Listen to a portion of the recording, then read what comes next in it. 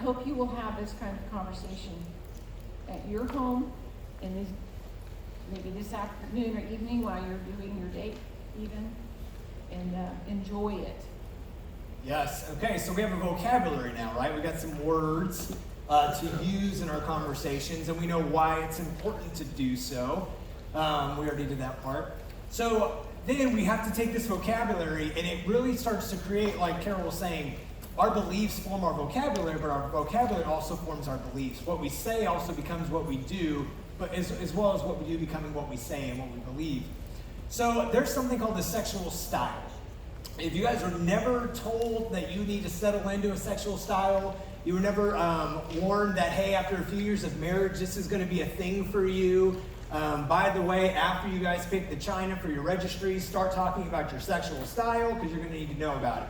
How many people were told you're going to need a sexual style after you get married? Right? Nobody tells you. Nobody says anything about that. So I'll talk about what a sexual style is, and really it's this culmination of the vocabulary words that I use, the beliefs that I have about sex, and then how I express them with my partner and how my partner interacts with me in the midst of having a sexual style, okay? So God is so very gracious to us that in the first scientifically speaking, in the first about 2 years that we are together, as far as our sexual relationship goes, there's something that happens in our brain that pretty much overpowers kind of my default. My default goes out the window, and I'm just so enthralled with you in the first 2 years that this idea of a sexual style isn't even a thing just because it's so new. The novelty of sex with you, the novelty of being in this relationship with you overpowers those defaults. Well, it's kind of like your grace period. It's kind of like a free trial. You know what I mean? You get to do this thing for free for 2 years, but then after that you have to start paying. And so that is your sexual style, is when the free trial is up and the membership continues, okay? So your sexual style can be one of many different sexual styles, but it's what I need to keep my sex life going in a way that functions for the both of us. So they would say that they polled people who were first starting to engage in their sexual relationship. Some of them were married, some of them weren't in this research. But the ones who said that they were sexually satisfied, they rated themselves as a couple as sexually satisfied at the beginning of their sexual relationship. 2 years later, they followed up with these people, and they said, hey, you who are sexually satisfied, tell me about your sex life now. How's that going for you? 40% of them said, yeah, sexually dissatisfied now. That would be how they would have rated themselves 2 years later. What happened? Like, it was good. You know what I mean? Did I hear something? You actually got an answer for me? No, I said they got married. Oh, they got married. That's what happened. Yeah. And then they got kids, and stuff does happen, right? Life does change. But I can't imagine those of the 40%, all of them, had kids or whatever. But yes, that is absolutely a factor affecting our sex life for sure. But at least you got to do it at least once, right? You got one kid, you at least got you had sex once, and that's so there you go. But so a sexual style happens and becomes really important about after those first 2 years, when that chemical stuff, that essentially it's chemical in your brain, these neurotransmitters, this overwhelming amount of dopamine and oxytocin and vasopressin that's happening in your brain that just makes it all good. You're not there to judge, you're just there to enjoy. That actually starts to lower its levels, and they start to back off after the first 2 years. And then you start wondering after 2 years, like, why is it different now? Something's changed. We have sex less. You initiate it less. You make less noise. You get there less. You whatever less. It's now so scheduled. Now it's only in our bed when it used to be everywhere else. There's these changes that happen in the first 2 years that if we didn't settle into a sexual style, really cause some problems for us. Now, some of us do by default settle into a sexual style, right? 60% of those people, the other half of that research, wouldn't have said they were sexually dissatisfied. But for a lot of us, 40%, it starts to become an issue after the 2 years. So, what is a sexual style? That is really small print. So, sexual style is how we initiate. That's part of our sexual style, right? Our sexual style is multifaceted and includes a lot of things. If it's important for me to have a sexual vocabulary, this is me having a sexual language, which is so much more than a vocabulary, right? It's one thing to know a bunch of words in a language. It's a whole nother to actually make a sentence that makes sense, right? We love Google Translate, but that can only get you so far sometimes. You don't comprehend the language. This is your language of sex in your marriage, okay? Some of the things it talks about: how do we even initiate sex? Who initiates sex? When do we initiate sex? That's part of my sexual style. How do we pleasure each other? What's on the table to even be something that we consider in the midst of our sexual interactions? What's off the table? Have we talked about that? Did we care about that in the first 2 years, but then all of a sudden it changed afterwards? Like, hey, you used to do this thing for me all the time. That hadn't happened in a long time.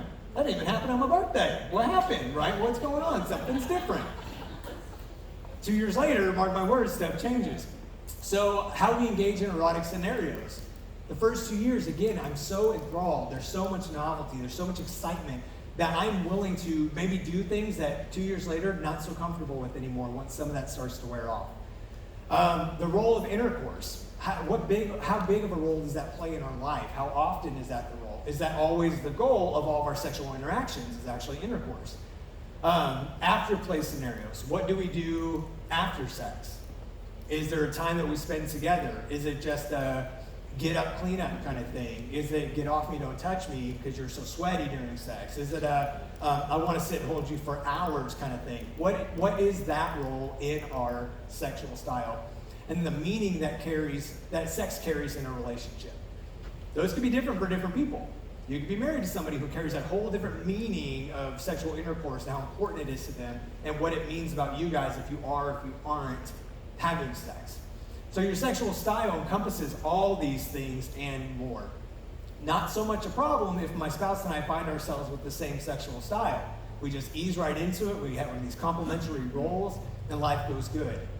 Becomes an issue if we're not willing to look at these, wonder about our own sexual styles, and then be able to maybe even compromise between two or create a new combination between their sexual style and my sexual style, assuming that they might be different.